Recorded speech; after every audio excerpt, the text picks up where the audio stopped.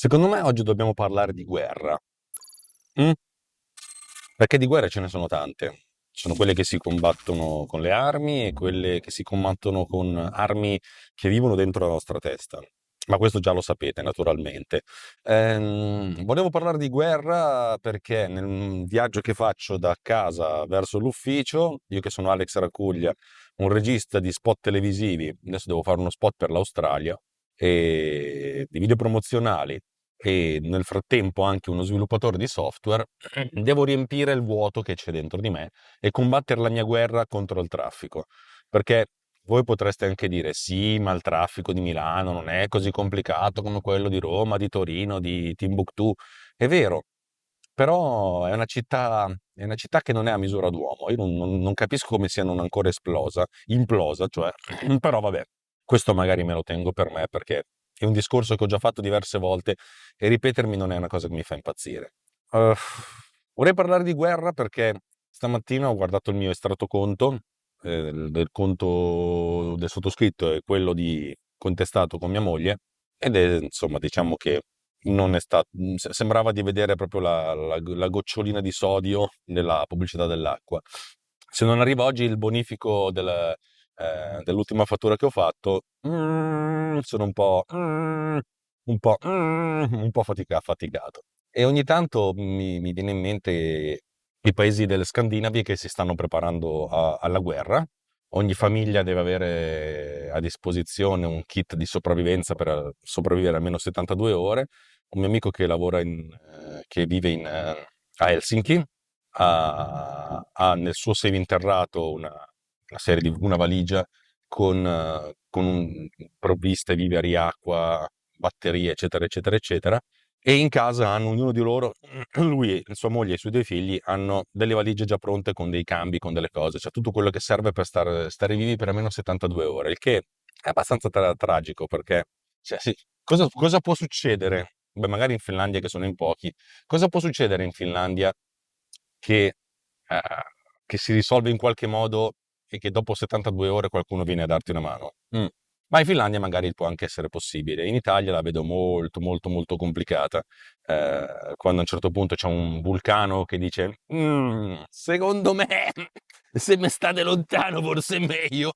E la gente non gli sta lontano. E quando c'è il piano di evacuazione è speriamo che muoiano tutti, così non dobbiamo fare niente. Però, vabbè, è veramente tragica questa.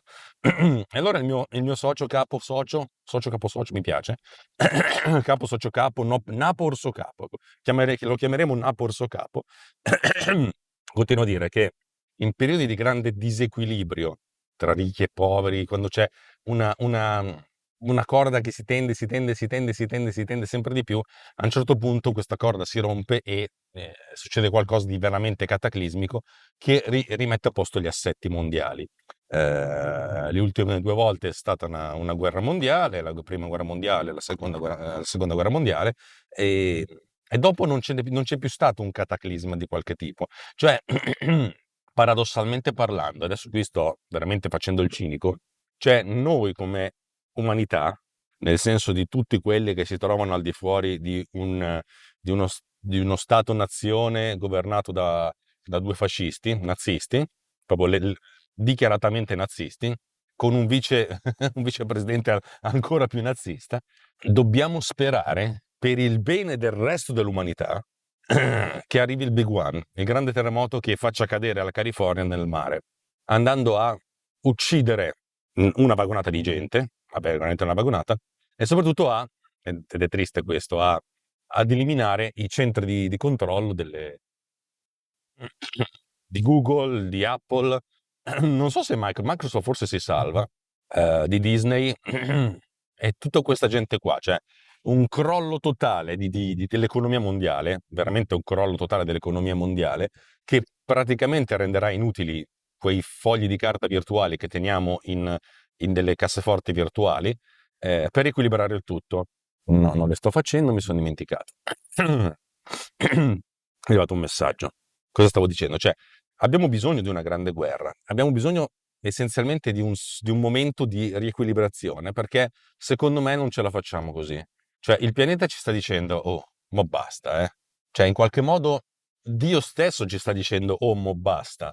Però il fatto è questo, nel senso, perché una volta c'era la religione e c'era la paura di Dio. Adesso non si crede più in Dio, anche chi dice di crederci non ci crede.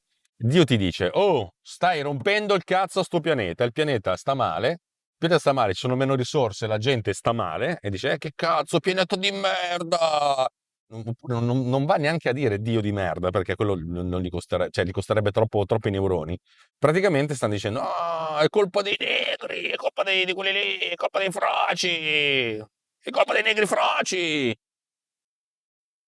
Oppure, è colpa dei negri froci immigrati, froci, negri, queste robe qui, avete presente? È facile dire, oh, guarda che è colpa di quelli là. Il fatto che la tua vita è una merda è colpa di quello lì, cazzo ti solleva. Cioè, il messaggio populista è questo. Hai una vita di merda, perché è una vita di merda? Perché ognuno di noi ha una vita di merda, e la colpa, cioè, se devi proprio dare, cioè, non riesci a dirti, c'è una parte di colpa tua. Cioè, gli americani hanno sempre avuto questo approccio mormone del tipo se tu sei bravo, se tu ti impegni, se tu bla, se, allora vincerai nella vita, no? E se non vinci è colpa tua. Questa è una cultura americana, anglosassone che ci hanno da tantissimo tempo, nel senso, se tu non ce l'hai fatte nella tua vita, se la tua vita è brutta, è colpa tua. È colpa tua, è colpa tua, decenni e decenni, centinaia di anni di questa roba qua, generazioni e generazioni di gente che ti dice che è colpa tua, che è colpa tua, che è colpa tua. A un certo punto, quando la merda della vita, il livello di merda si alza talmente tanto, il livello di qualità della vita si abbassa talmente tanto, che a un certo punto la gente dice, il livello di colpa arriva a tal punto che la gente non riesce più a sopportarlo. Cioè, no, no, ma non può essere tutta colpa mia, figa! E allora, in qualche modo ci deve essere una valvola di sfogo. E se qualcuno ti dice, oh, sai che non è, anzi, tu da solo ce l'avresti fatta, saresti stato un grandissimo. È che qualcuno ha barato, qualcuno ti ha fregato, qualcuno non ha seguito le regole del gioco. Chi è che mi ha inculato in questo modo? Il negro frocio immigrato! No, è davvero il negro frocio immigrato? Sì, ma allora vaffanculo tutti i negri, tutti i froci e tutti gli immigrati, no? Comodo così, è bellissimo. La realtà è che la vita fa schifo e basta, e forse è il livello qualitativo atteso che è diverso. Cioè, se noi immaginiamo 100 anni fa la famiglia media, cosa faceva, quanto lavorava, quanto, quanto poteva imparare dalla vita e quanto male stava, figa, ma stavano male, ma anche 50 anni fa, ma stavano male, male, male. Adesso stiamo veramente bene rispetto a quelli, però ci hanno detto, guarda che tu dovresti stare molto meglio, eh. E qui, e anche qui ancora una volta è colpa degli americani soprattutto, è la colpa del marketing. È sempre colpa del marketing. Il marketing con quello che ab origine, cioè quello che alla scuola di marketing nel 1912 probabilmente, veniva chiamato modello aspirazionale. Cosa vuol dire modello aspirazionale? Tu, quando fai pubblicità a un prodotto o un servizio, cioè il tuo obiettivo è veicolare il fatto che questa roba qui deve interessare al tuo target, ma come fai ad agganciare il target? Devi creare una sorta di situazione in cui il target stesso si riconosce, ok? Nel senso, il mio target, cioè se io fossi il target di qualsiasi tipo di pubblicità sarebbe un'automobile che va da sola in ufficio intanto che tu puoi dormire per questi 45 minuti di viaggio, che parcheggia da sola, che magari costa anche un po' più del solito, però almeno ti consente di risparmiare quel 90 minuti di vita ogni giorno, in cui invece di sbestemmiare nel traffico ti puoi straordinariamente fare i cazzi tuoi, dormire, guardare una serie televisiva, programmare, dormire, non lo so, per dire, riposare, chiudere gli occhi, ascoltare la musica, ok? Cioè, questo sarebbe la cosa. E come fa la pubblicità a veicolare questa cosa qua? Ti fa vedere una persona che ti assomiglia, ok? Solo che la persona che ti assomiglia non ti assomiglia per un cazzo. La persona che ti assomiglia è una persona più bella a vari livelli. È una persona che è più sana di te, perché guardatemi, non sono sano. Cioè, sì, sono sano, ma in questo momento ho un mal di gola. Mi fa male la schiena e dovrei fare molto più attività fisica.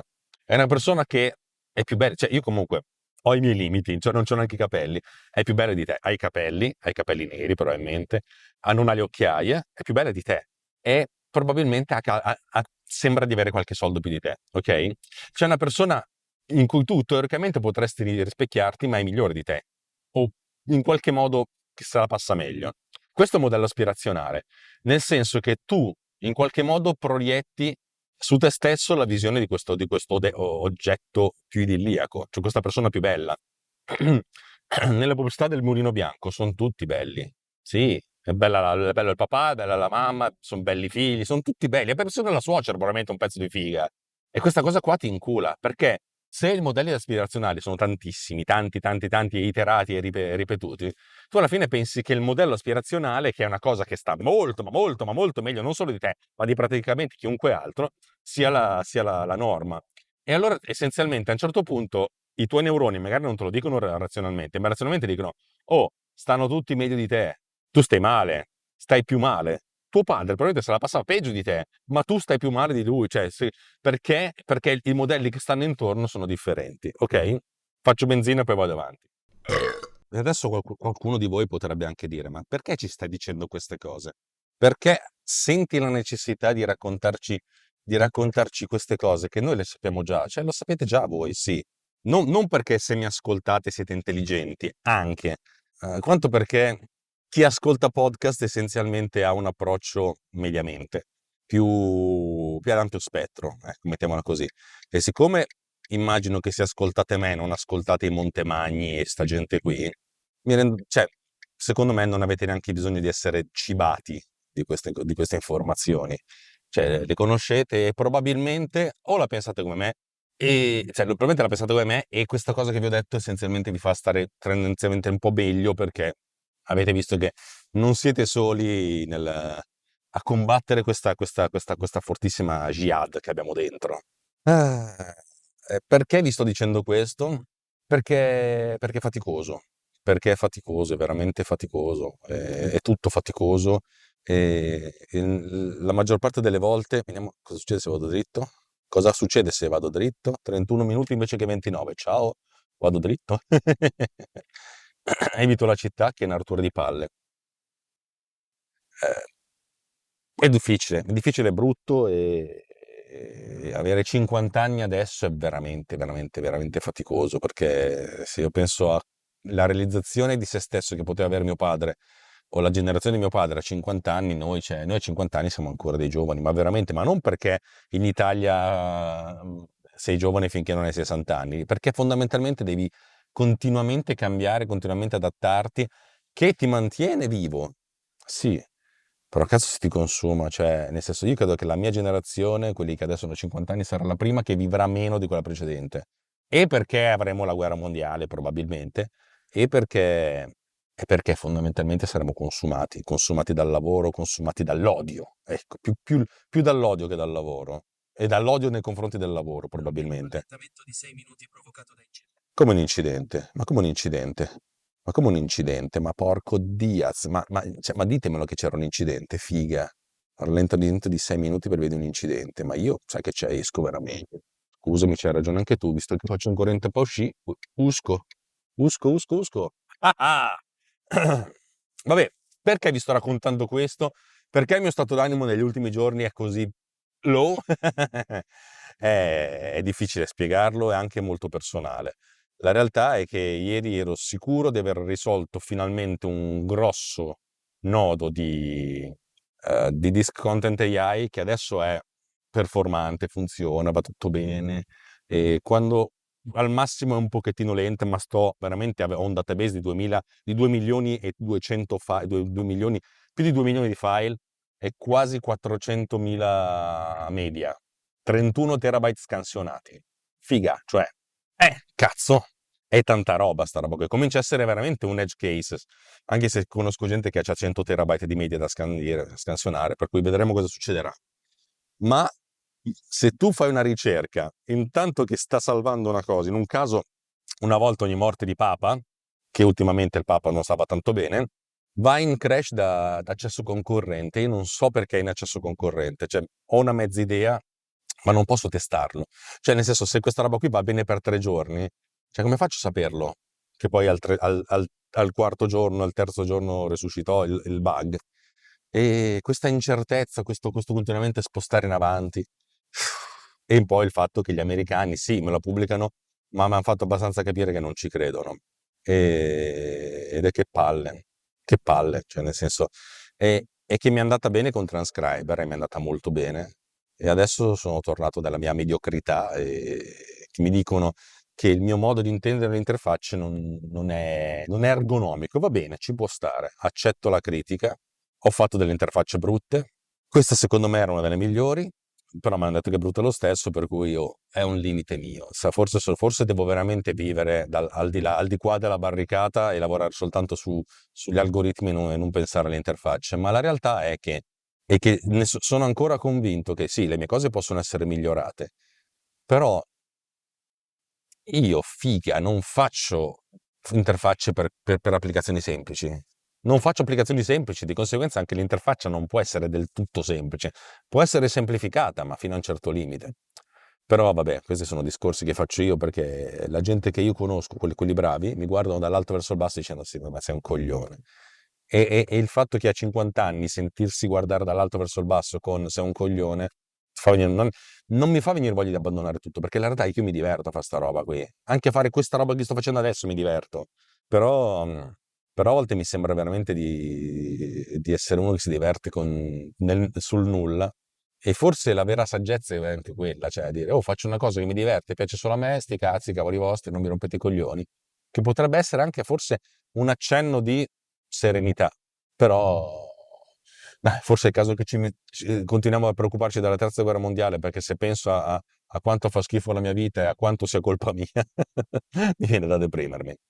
Però riconoscete, riconoscete il fatto che non do la colpa alle persone dalla pelle del colore diverso dal mio, alla persona dall'orientamento sessuale diverso dal mio, e alle persone che arrivano da posti diversi da questo. Almeno questo. Sono, con- continuo a essere un cristiano socialista. Signori, grazie di avermi ascoltato. Se mi avete ascoltato, se non mi avete ascoltato, va bene lo stesso. Da qualche parte qui dovrebbe apparire una bella icona che dice di iscrivervi al canale, di commentare, di mettere la campanella. Non ve lo dico io, ve lo dice l'icona, per cui se va bene l'animazione, bene, se no va bene lo stesso. Se avete sentito sta roba in audio nel podcast di Tecnopills, a valle sentirete un commento a caldo di ChatGPT, che non so che cosa dirà stavolta. Va bene così. Signori, grazie di tutto, buona giornata e un buon ascolto e visione di quel che verrà. Ciao.